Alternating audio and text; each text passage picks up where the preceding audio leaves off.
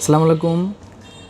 কম্পিটিশনের পক্ষ থেকে সালিম স্বাগত জানাচ্ছি আজকের নতুন ভিডিও। আর আজকের ভিডিওটি অ্যাকচুয়ালি হচ্ছে কম্পিউটার বিজনেসের একটা দ্বিতীয় পর্ব। তো দ্বিতীয় পর্বে আমি নির্ধারণ করেছি যে আপনি যদি কম্পিউটার বিজনেস করতে চান তাহলে মানুষ হিসেবে আপনাকে কেমন হতে হবে। সবচেয়ে বড় কথা হলো যে আসলে সবাইকে দিয়ে কিন্তু সব বিজনেস হবে না, সবাইকে দিয়ে রিক্সাও চালানো যাবে না, সবাইকে দিয়ে অফিসের সিগনেচার দেওয়ার কাজও হবে না, সবাইকে দিয়ে সব কাজ হয় না। সো কম্পিউটার বিজনেসের জন্য আপনার চারিত্রিক, আপনার ব্যক্তিগত কিছু গুণাবলীর প্রয়োজন আছে। সেই বিষয়টা নিয়ে আজকে কথা বলবো। যদি ভিডিওটি ভালো লাগে অবশ্যই শেয়ার করে দিবেন, আর কেমন লাগলো সেটাও জানিয়ে দিন। আমার কাছে ব্যক্তিগতভাবে যেটা মনে হয়েছে, আসলে আমি এই কথাগুলো আমি আমার মতো করে কেন বলছি, যে আসলে আমি নিজেকে, যদিও আসলে আমি খুব বড় ব্যবসায়ী না, তবে আমি আসলে চেষ্টা করছি আসলে কিভাবে নিজেকে তৈরি করছি, এই ফর্মুলাটা আমি আপনাদেরকে একটু জানানোর চেষ্টা করছি। তো কম্পিউটার বিজনেস করতে এসে আমার যেটা মনে হয়েছে, সবচাইতে মেইন কাজ হচ্ছে আপনার সততা থাকতে হবে। আসলে যেগুলো আসলে অসৎ লোক, তাদের কিন্তু কোথাও কোনো স্থান নেই, এবং অসৎ লোককে কিন্তু মানুষ কখনোই বিশ্বাস করে না, এটা আপনি মাথায় রাখবেন। এখন কেন সৎ হতে হবে আসেন। আপনি একটা ল্যাপটপ পারচেস করবেন আমার কাছে, অথবা আপনি একটা কম্পিউটার ইকুইপমেন্ট পারচেস করবেন।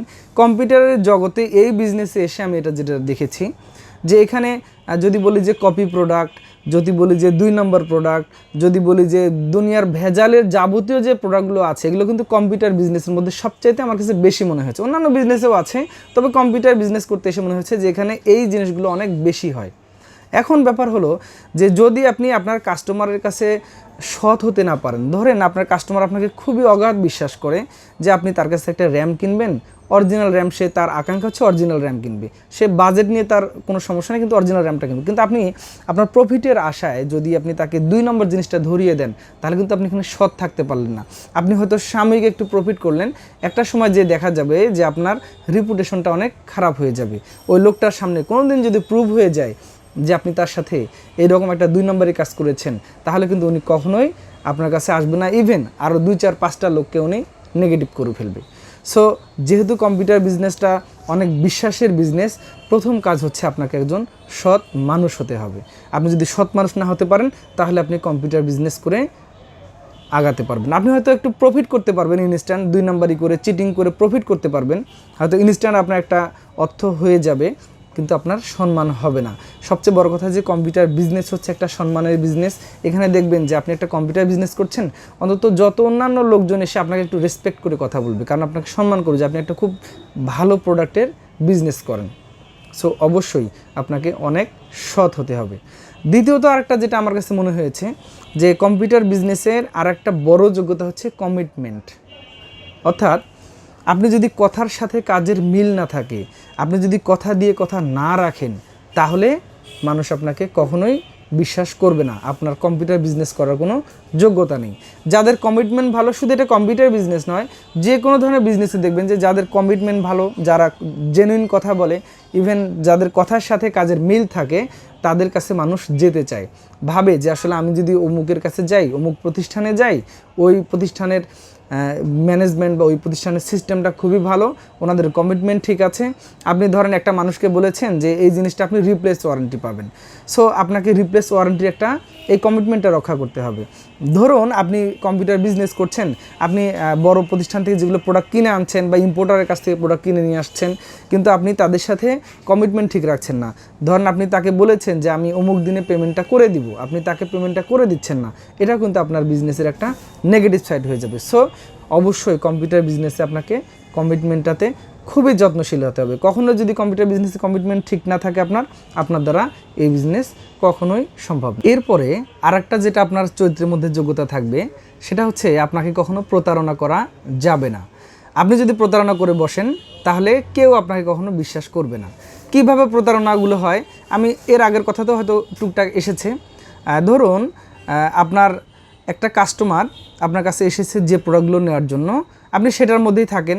আপনার ধরেন একটা পিসি বিল্ডের প্ল্যানিং করেছেন, একটা কম্পিউটার একটা সেট আপ নেবে কাস্টমার, আপনি হয়তো যেভাবে লিস্ট দিয়েছে আপনি সেভাবে দিতে যেয়ে আপনার সার্ভিস সেকশন থেকে বা কোনো একটা সেকশন থেকে আপনি একটা ওইখানে 2 নম্বর প্রোডাক্ট ঢুকাই দিলেন।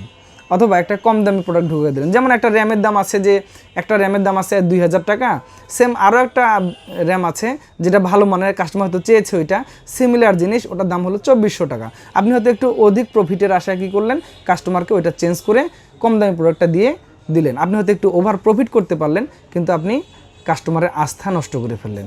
সো অবশ্যই আপনাকে কখনোই কোনো কাস্টমারের সাথে প্রতারণা করা যাবে না, কখনোই কোনো কাস্টমারের আস্থা নষ্ট করা যাবে না। যদি আপনি এই যোগ্যতাগুলো অর্জন করেন, তাহলেই আপনার দ্বারা কম্পিউটার বিজনেস সম্ভব। এছাড়া আরও অনেক যোগ্যতা আছে, আরও অনেক গুণাবলী আছে। এর মধ্যে যদি আমি আরেকটা কথা বলি, যে আমরা মানুষ কিন্তু দেখবেন যে আসলে নেশাগ্রস্ত মানুষকে কখনোই কেউ পছন্দ করে না এবং বিশ্বাস করে না। সো আপনি কখনোই নেশাগ্রস্ত থাকবেন না, ইভেন আপনি কখনোই কোনো অ্যাডিকশনে যাওয়া যাবে না যদি আপনি কম্পিউটার বিজনেস করতে চান, কারণ এটা একটা জেন্টাল ভদ্রলোকের বিজনেস। সো আপনাকেও অবশ্যই অনেক পরিমাণে জেন্টাল হতে হবে, ভদ্র হতে হবে। আপনি কখনোই যদি নেশাগ্রস্ত হন বা অ্যাডিক্টেড হয়ে থাকেন, তাহলে আপনার জন্য কখনোই কম্পিউটার বিজনেস নয়। কখনোই কম্পিউটার বিজনেসে আপনি মিথ্যে কথা বলবেন না। আপনি আপনার কাস্টমারকে বোঝানোর চেষ্টা করেন যে এটার দাম বেড়েছে, আপনি অনেস্টলি তাকে বোঝানোর চেষ্টা করেন। আপনি একটা অথেন্টিক প্রোডাক্ট দিচ্ছেন, এটা তাকে বুঝিয়ে দেন।